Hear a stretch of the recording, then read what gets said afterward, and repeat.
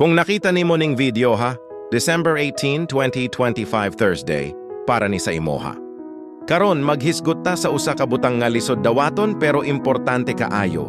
Unsay mga timailhan nga basin naglikay na ta sa direksyon sa Dios.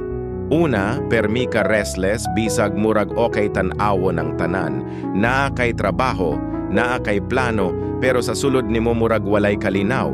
Kana nga kabalaka o kasamok sa hunahuna, usahay dili na tungod sa problema, kun dili tungod kay lahi ang giingon sa Dios, unya lahi ang atong gisunod.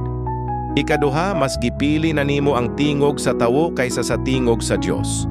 Kung ang imong mga desisyon ibase na lang sa unsay sayon, unsay dili sakit, o unsay dawaton sa uban, ug dili na sa pagampo, posible nga naglikay ka sa direksyon niya. Ikatulo, naglikay ka sa kahilom, dili na kaganahan magampo, magbasa sa pulong sa Dios, o magpuyo sa kahilom. Ngano?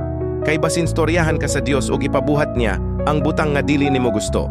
Pero paminawani, ang direksyon sa Dios, dili permisayon, pero permisakto. Kung gibati nimo nga murag nalayo ka, ayaw ka balaka, ang Dios wala ni undang. Ikaw lang ang mihunong paglakaw padulong kaniya. Karong adlawa, baliki ang pagampo. Baliki ang pagsalig, kay ang pulong sa Dios nagaingon, ang akong mga karnero makadungog sa akong tingog.